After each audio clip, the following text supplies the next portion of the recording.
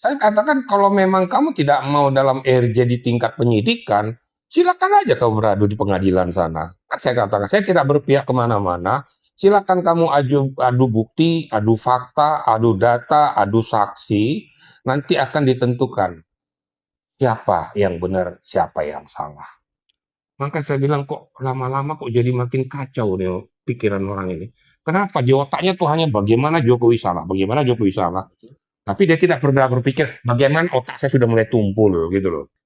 Kalau udah hukum dan undang-undang dianalisis berdasarkan alam pikirnya, silakan ke alam goib. Gitu loh. Nanti di alam goib kok bikin hukum sendiri lagi.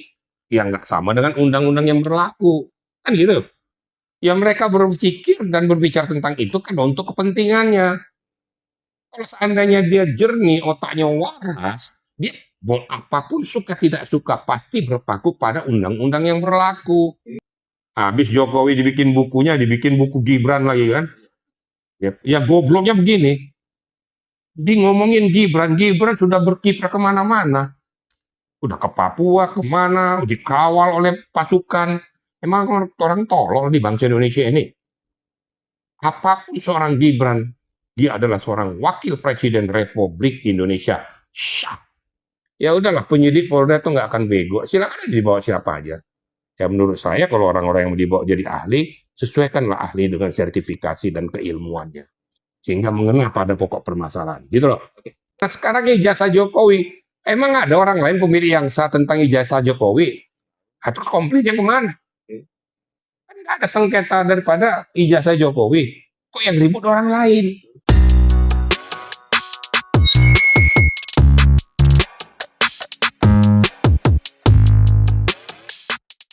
Pak Jandar, sedikit nih Bang, soal rumor atau beredarnya video Bang Egy di Pinang Pengadilan menaikkan mobil mewah.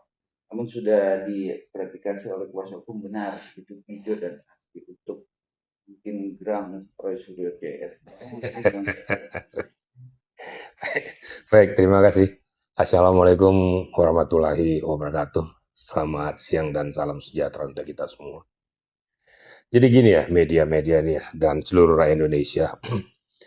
Kita jangan selalu mau dicekokin dengan sajian-sajian yang menyesatkan.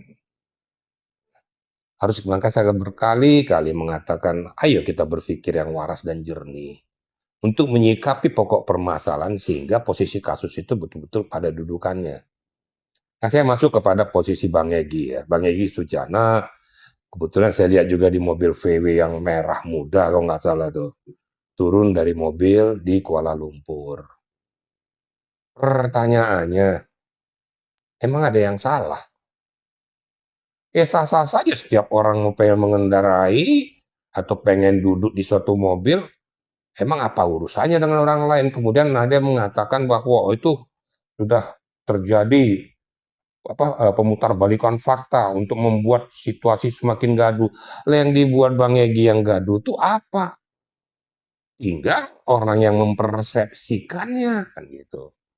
Kalau dikatakan bahwa terjadi pecah kongsi ya memang udah pecah kongsi kan gitu. Jadi jangan lagi Bang Egy Sujana disudutkan dengan pokok permasalahan tuh. Lah, ada yang foto dia turun, walaupun saya lihat sebentar dia naikin sebentar dia turun, saya lihat kan gak ada yang salah. Kalaupun katakan tuh mobilnya Bang Egy ada di Kuala Lumpur atau kebetulan mungkin punya anaknya, emang ada yang salah? Setiap orang kan berhak untuk mengendarai mobil, memiliki mobil, kan dia punya hak asasi. Yang penting tidak merugikan orang lain. Ya silakan aja orang berpersepsi. Menurut saya itu sah-sah aja, biasa-biasa aja. Nggak ada hal yang aneh kok. Bang Egy itu mengendarai mobil di sana, kemungkinan feeling saya mengatakan kemungkinan sekalian berobat nih Bang Egy. Sekali lagi saya bilang, saya sama Bang Egy cukup lama kenal ya. Saya tahu lah siapa Bang Egy. Dan memang posisi badannya juga udah kurang stabil. Pada saat ketemu dengan saya di ruangan saya bicara-bicara kita, pada saat saya mau ke Surabaya juga ada menangani kasus dengan Bang Egy Sujana juga. Tapi dia kondisinya memang sudah kurang fit. Dia berobat Surabaya dan ke Madura. Nah sekarang berobat ke Kuala Lumpur. Ya sah-sah aja lah, jangan terlalu sok ujon loh kita ini. Ya itu. Kalau pihak sebelah yang sekarang merasa terjolimi, yaitu hakmu. Ya, posisi sekarang Bang Egy kan pengen menyelamatkan dirinya dia supaya sehat. Melihat posisi kasusnya, apapun pokok permasalahan yang sedang dihadapi Bang Egy, ya faktanya dia sudah mendapatkan restoratif justice. Nah, itu kira-kira yang perlu kita pahami.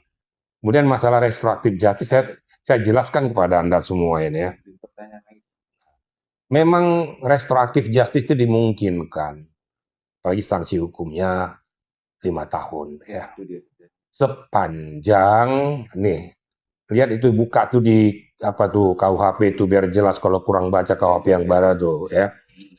Sepanjang si pemohon, jangan dibalik-balik ya. Si pemohon meminta kepada pelapor. Kemudian setelah diadakan diskusi, si pelapor merestui atau memberikan izin. Makanya terjadilah restoratif justice dan itu dimungkinkan di dalam undang-undang yang baru ini kan gitu. Kecuali ini bahwa restoratif justice itu tidak dimungkinkan bagi orang yang pernah melakukan perbuatan tindak pidana secara tidak langsung, ya dia pernah sebagai narapidana. Ini nggak bisa dikenakan restoratif justice. Ada ketentuannya di situ ya. Nah, ini biar saya menjabarkan kepada masyarakat supaya paham lah. Nggak usah diputar-putar balikkan fakta lagi. Itu kira-kira media ya. Tapi kan pertanyaan yang banyak yang harusnya kalau RJ atau SP3 itu keluar, harusnya kalau yang ikut dalam perkara kasusnya ya Bang Egy itu juga harus dapat juga dan tidak ditersangkakan juga dan bebas juga. Dapat nggak sih? Enggak dong. Ini kan kasus kan berdiri sendiri. Antar personal. Kan antar personal sekarang. Umpamanya ada pelaku tindak pidana 4 orang. Tapi kan dia berdiri, kau peranmu sebagai apa, peranmu sebagai apa, peranmu sebagai apa. Nggak bisa semua ini satu paket ditanggung renteng, nggak bisa.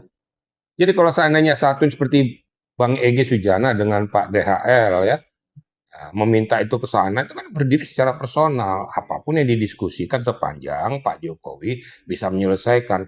Yang 3 lagi nggak ikut tanggung renteng dalam satu klaster tuh. Kecuali kalau yang 3 lagi nih pengen melakukan hal yang sama, monggo-monggo saja. Memang harus melalui mekanisme. Nah, sehingga mereka datang berdiskusi dengan Pak Jokowi, direstui Pak Jokowi, kemungkinan itu bisa. Makanya dilakukan retroaktif justice. Tapi kalau seandainya ini dengan sendirinya menarik yang lain, nggak bisa, karena itu berdiri sendiri-sendiri. Gitu loh kira-kira ya. Tapi ada yang berpendapat bahwa tetap jadi SP3 atau RJ ya kan tersangka. Namun juga dari proses di pengadilan juga dia harus ikut. Kenapa? Nanti hak atau hakim menyatakan bahwa dia di SP3 dan sudah lepas. Apakah itu juga akan disetujui? Ya kan sudah selesai di tingkat penyidikan. Selesai di tingkat kalau sudah SP3 itu sudah selesai, apalagi urusannya ke pengadilan. Kan ini kan tidak ada dikirim lagi ke JPU. Kalau ke pengadilan itu harus kan melalui JPU. Berarti kan tidak melalui JPU.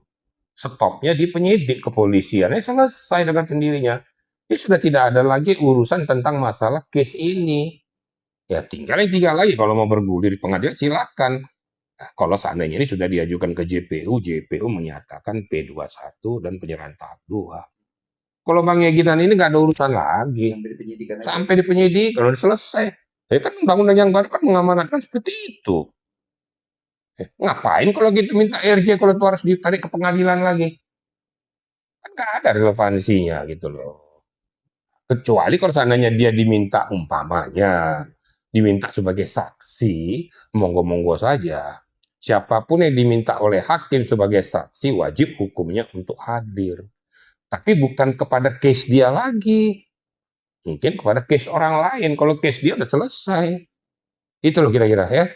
Cuman kan dari pihak tim negara juga itu terutama RRT ini berpendapat. Terusnya Pak Jokowi yang minta maaf ke pihak yang dilaporkan biar clear semua. Gimana tuh? Maksudnya Pak Jokowi minta maaf kepada orang yang RJ lah, representatif ke pihak atau beranggapan dia itu yang perlu dibawa ke rumah sakit gila namanya itu. Itu rumah sakit jiwa dibawa itu. Bagaimana ceritanya pelapor yang merasa disakiti meminta maaf kepada orang yang dilaporkan? Maka saya bilang perlu dimasukkan ke rumah sakit jiwa, tes otak lagi gitu loh. Saya kan kalau ngomong kan apa adanya ya, kan nggak masuk dia akal, lucu kedengerannya gitu loh. Ini belajarnya di mana, makan obatnya di mana, salah makan obat gitu. Entah obat apa kemarin dia makan tuh kok bisa ngomong kayak gitu loh. Jadi nggak benar. Yang meminta maaf itu adalah orang yang mendatangi si pelapor supaya diselesaikan secara kekeluargaan dalam RJ tersebut. Terjadilah diskusi para pihak. Kemudian pihak pemohon meminta kepada pihak pelapor ini untuk memberikan restu. Ya. Sepanjang tidak diberikan restu oleh si pelapor tidak terjadi. Makanya buka tuh KUHP tuh. Baca tuh KUHP. Apa perlu saya perdengarkan nih KUHP-nya nih? Ada sama saya nih. Baru aja kemarin sore saya mendengarkan penjelasan yang cukup gamblang dari Profesor Edi Haryet tentang masalah RJ. Itu saya sampaikan tadi nih. Kok kebetulan Anda menanyakan RJ, keterangan yang saya sampaikan ini adalah keterangan Profesor Edi tuh. Ya. Sepanjang kan, bahwa si pelapor merestui, mengizinkan terjadi RJ. Jadi nggak ada hubungannya gimana mau kok jadi pelapor yang minta maaf. Ini babalit baba tongseng nih namanya nih. Tapi Mevri Hanum bilang katanya itu skema yang baru ini agak janggal katanya. Hah? Skema KUHP-nya atas RJ-nya Edi Nah, Sujarwo. makanya dia nggak dijadikan ikut-ikut jadi tim penggodok undang-undang karena dia merasa janggal. Kan gitu. Oh, yang buat penggodok undang-undang aja sudah menyatakan kok. Siapa punggawa salah satu di antaranya pentolongnya Profesor Edi itu. Janggalnya di mana? Oh, saya bilang salah makan obat. Makanya ilmu itu dipakai baik-baik gitu loh. Apakah nggak malu mempertontonkan ilmunya kalau menyalahgunakannya? Malu dong. Ada kejanggalan ya namanya juga dari pihak sebelah pasti apapun yang benar salah aja. Nggak ada yang benar pasti itu. Nah, untuk membuktikannya silakan apa yang kamu katakan jangkal, buka nanti di pengadilan. Silakan kamu adu data, adu fakta, adu bukti. Nah, jelaskan sesuai dengan kriteria undang-undang yang berlaku. Bukan berdasarkan alam otak pikiran kita, tapi berdasarkan undang-undang. Kalau undang-undang sudah mengamanatkan itu, lu mau ngomong apa juga ya, sama juga ember itu namanya. Gitu kira-kira, ya. Itu sependapat dengan keluarnya dari Pak Jenderal. Ya kan? Memang Risma juga harus pendapat itu. Kalau mau mengajukan perdamaian semua, nama baiknya si Pak Jokowi juga tidak kelihatan. Makanya nanti prosesnya di pengadilan saja benar atau salahnya. Terus pendapat juga dengan itu. Saya katakan kalau memang kamu tidak mau dalam RJ di tingkat penyidikan, silakan aja kamu beradu di pengadilan sana. Kan saya katakan, saya tidak berpihak kemana-mana. Silakan kamu adu bukti, adu fakta, adu data, adu saksi. Nanti akan ditentukan siapa yang benar, siapa yang salah. Kan begitu. Pasti akan dihadirkan orang-orang yang berkompeten. Contoh, saksi-saksi yang lain atau UGM, pasti dihadirkan UGM. Ada lagi yang bilang kalau kok itu kan kok UGM kan ngomong kayak gini kok goblok banget gitu loh. Emang UGM itu bicara tapi tidak ditunjukkan data-datanya, tidak tunjukkan ijazahnya. Ini tolol banget yang ngomong gitu loh. Kan kalau sudah seorang rektor ngomong itu kan berarti kan sudah berdasarkan keputusan sivitas akademika. Nggak mungkin dong dia melacurkan perguruan tingginya. Dekan sudah ngomong bahwa ditunjukkan lagi data-datanya itu. Itu dibilang bahwa Profesor Opa tidak menunjukkan, aduh. Maka saya bilang kok lama-lama kok jadi makin kacau nih pikiran orang ini. Kenapa? Di otaknya tuh hanya bagaimana Jokowi salah, bagaimana Jokowi salah. Tapi dia tidak pernah berpikir bagaimana otak saya sudah mulai tumpul gitu loh. Karena tidak bisa mencerna lagi. Lucu kan? Masyarakat yang nggak tahu ilmu hukum aja tahu. Mana mungkin? Kalau mau kamu nggak suka, saya bilang produk tuh UGM itu. Ayo tuntut UGM. Sampai sekarang kalian nggak berani ngeruduk UGM. Kamu ngomong tuh kok Profesor apa nggak menunjukkan data-data, geruduk dong, datengin dong. Bila penting nanti UGM bikin LP gitu, pencemaran nama baik UGM gitu. Saya selalu berharap UGM bunyi untuk menunjukkan jati dirinya. Ingat loh, UGM merupakan salah satu universitas ternama di Indonesia. Ajar itu sudah menjelek-jelekkan daripada UGM. Gitu kira-kira. Jadi ya marilah kita berpikir jernih lah. Nggak usah cekokin masyarakat dengan hal-hal yang negatif yang tidak sesuai dengan fakta. Gitu loh. Genda bilang berpikiran jernih, tapi itu banyak perdebatan nih soal dokter Tiba, soal Roy Suryo, soal Rismon, beda dengan hukum. Tapi dia berpendapat bahwa hukum itu tidak beda jauh dengan analisa dia, tapi banyak pembahasan dan analisa dengan perdebatan itu, karena sanksinya beda. Nah, Pak Jenderal pendapat juga dengan itu. Nah, gue ngomong apa ya? Kalau udah hukum dan undang-undang dianalisis berdasarkan alam pikirnya, silakan ke alam goib. Gitu loh. Nanti di alam goib kok bikin hukum sendiri lagi. Yang nggak sama dengan undang-undang yang berlaku. Kan gitu. Ya mereka berpikir dan berbicara tentang itu kan untuk kepentingannya. Kalau seandainya dia jernih, otaknya waras, dia mau apapun suka tidak suka pasti berpaku pada undang-undang yang berlaku. Bukan berdasarkan analisis di alam fikirnya. Maka saya bilang, silakan aja kau berguru ke alam goib sana. Di sana kau berguru bikin undang-undang sendiri, atau kau bikin negara sendiri di planet Mars. Nah, baru kau undangkan itu. Tapi undang-undang yang berlaku di Republik Indonesia, mau suka tidak suka, patuhi itu ketentuan undang-undang. Karena itu sudah disahkan oleh negara.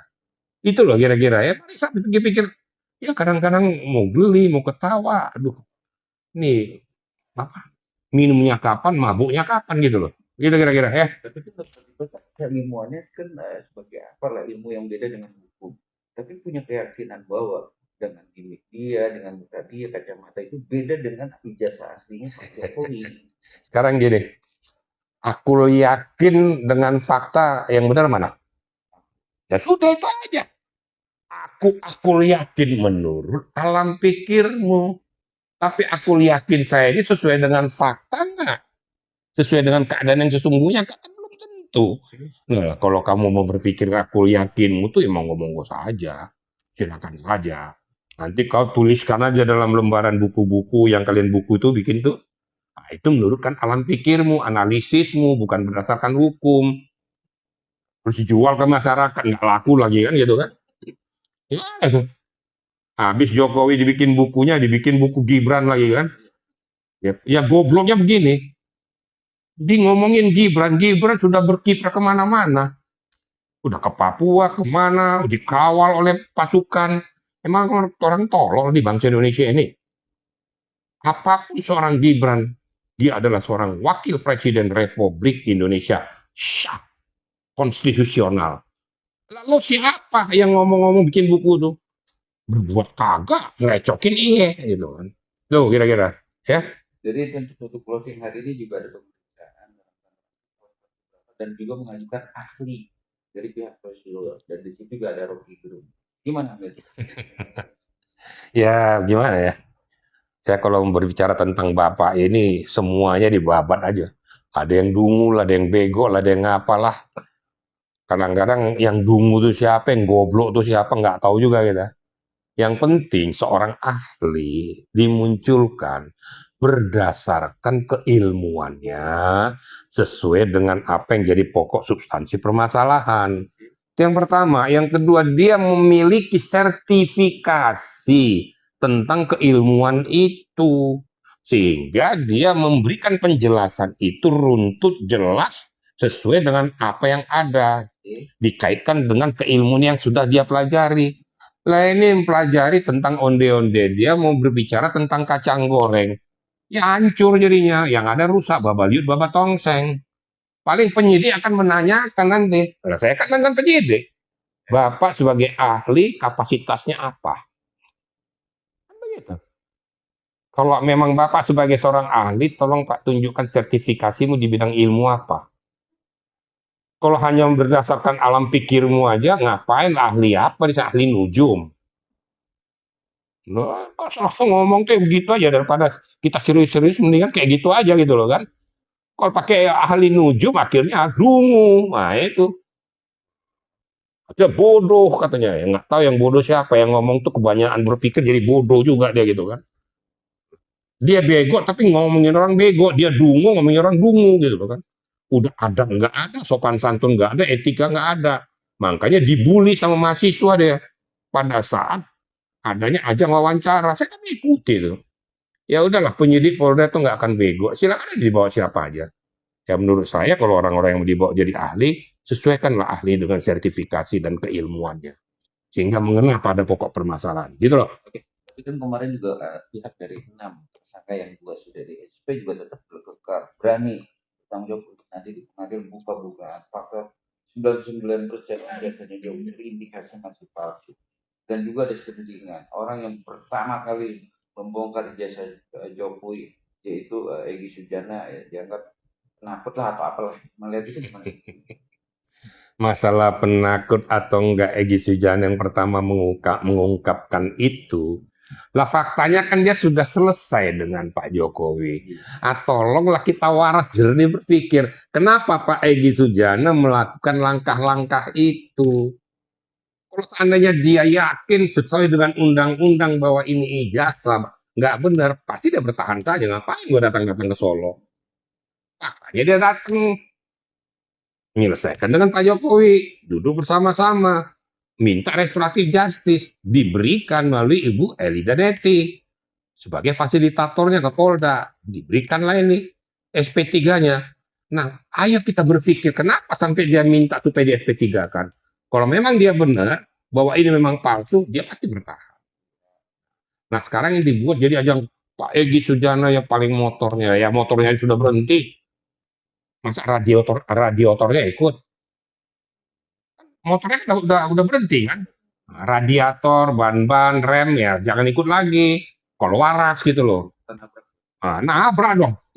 Gimana nggak nabrak? Motor motor penggeraknya sudah lewat. Terus kok jalan terus ya nabrak-nabrak akhirnya. Akhirnya semua ditabrakin. Ya, lama-lama masuk jurang emang. Tinggal nanti kita jurang mana yang dalam akan dia masukin gitu kan. Ya udah kita lihat aja nanti. Lihat aja nanti di pengadilan. Hakim akan berpikir, loh kamu itu loh UGM aja sudah menyatakan tuh asli memang dia salah satu personil daripada mahasiswa UGM di kehutanan. Loh kok kamu ribut? Yang lebih gelinya lagi kok ribut dengan fotokopi itu loh. Iya. Yang namanya kalau orang mempertonton gini, jadi gini loh ya. Saya kasih contoh sertifikat tanah deh. Sertifikat tanah ada yang dipalsukan. Yang merasa bahwa dia memiliki sertifikat tanah, dia akan nuntut dong, minta keadilan. Hanya dilakukan uji petik. Kan itu. Untuk menentukan siapa pemilik yang sah. Nah sekarang ijazah Jokowi, emang ada orang lain pemilik yang sah tentang ijazah Jokowi? Terus komplainnya kemana? Kan nggak ada sengketa daripada ijazah Jokowi. Kok yang ribut orang lain? Nanti kalau disuruh ributin nanti dia punya surat nikahnya nanti dia berantem nggak? Itu aja. Jadi tolong berpikir sekali lagi jernih gitu loh. Tapi karena ada muatan-muatan tertentu, ya silakan dijabarkan muatan-muatan tertentu. Ini terus berjilid-jilid. Kenapa? Seperti seolah-olah membuat situasi negara itu masih dalam keadaan tidak baik-baik saja. Maka sekarang saya pernah berbicara dengan media. Wahai negara, tampillah kau selesaikan masalah ini. Masalahnya apa? Negara-negara tetangga, negara asing melihat alangkah bodohnya Indonesia ini. Orang sudah ada jalan ke bulan, bikin internet, bikin teknologi, di sini bikin gaduh ijazah aja. Enggak berantem, pertikaian. Lama-lama apa? Ya itu tadi, bikin pensil aja nggak bisa. Padahal kemarin di acara salah satu pernikahan Prabowo, Pak Jokowi, Gibran, sama Prabowo, anteng-anteng dan Medan-Medan. Gimana sih dilihatnya harmonis banget, padahal orang-orang itu masih Lamaan aja saya bilang. Ngapain dikutak-katik yang istilahnya dikutak-katik dirangkul terus sama Pak Prabowo kan? Kan dodol namanya nih kan? Kenapa nggak kehantam aja Pak Prabowo? Kan gitu. Itu kan nggak benar tuh wakilmu tuh. Nyata digandeng. Pak Gibran berangkat ke Timika ya. Berangkat ke luar negeri ya, pidato di sana ya. Mewakili saya. Dipakai sama Pak Prabowo. Loh kok manusia ribut terus kok goblok banget gitu loh. Aduh, kita pikirin yang waras-waras aja gitu loh. Saya kadang-kadang nggak habis pikir, Mbok, kalau mau bikin masalah itu, Mbok yang elit dikit lah gitu kan. Atau mungkin Pak Jokowi dalam kepemimpinannya ada hal-hal yang menjorok tentang pokoknya terjadinya suatu perbuatan kesewenangan dan apa dan lain sebagainya, kan lebih berbobot. Atau kemungkinan penyalahgunaan wewenang dan sebagainya, itu lebih berbobot. Ijazah. Karena nggak ada lagi, apalagi yang mau saya utak-atik, udahlah nggak ada yang lain, ijazah aja lah. Apalagi masyarakat juga kemarin justru bertanya juga ke media masuk ke saya capek. Buat apa sih bang diberitain itu mulu? Kagak ada Memang, itu bang. ya itu saya bilang memang capek juga sih. Kadang-kadang gimana ya, masyarakat tuh lama-lama kan muak gitu. Bukan lama-lama, sudah muak. Tapi orang ini yang dibilang muak ini nggak sadar-sadar gitu loh kan. Dia nggak sadar lama-lama nih orang lihat dia tuh kayak seperti lihat ember kocong tuh. Nggak sadar mereka tuh. Untuk itu ya sudahlah, media suarakan aja apa adanya ya, supaya kelihatan jelas siapa yang benar siapa yang salah. Ada satu lagi yang saya sampaikan kepada media juga. Ini kan ada juga bahasa-bahasa mengatakan ini sengaja pilih kasih media segala macam gitu. Enggak ada urusan. Tergantung narasumbernya. Tinggal narasumbernya aja. Kamu dieksplor model apapun, kalau narasumbernya kekeh pada pendirinya itu, memang itu tugasnya media. Apalagi kan juga kan media tidak bisa dilaporkan. Lah, kan ada kebebasan pers. Kebebasan pers dilindungi oleh undang-undang. Jadi jangan salahkan media, loh, memang tugasnya. Ya, pokoknya ada pokok permasalahan dia coba eksplor, ya, supaya ada uji banding dengan pembicara-pembicara yang dia lakukan wawancara. Nanti kan ada titik temunya, silakan masyarakat menilai. Terus salahnya media di mana? Contoh aja, Aiman tuh. Saya paling senyum-senyum aja gitu kan. Emang apa salahnya Aiman rupanya? Seorang berat sebelah dan lain sebagainya. Enggak. Dia kan pengen mengeksplor. Nah, tinggal nanti narasumber menjawab. Masyarakat menilai. Kan begitu. Nah, makanya kalau ada yang menyalahkan media itu orang tolol juga ya Bang. Itu kira-kira ya. Terima kasih itu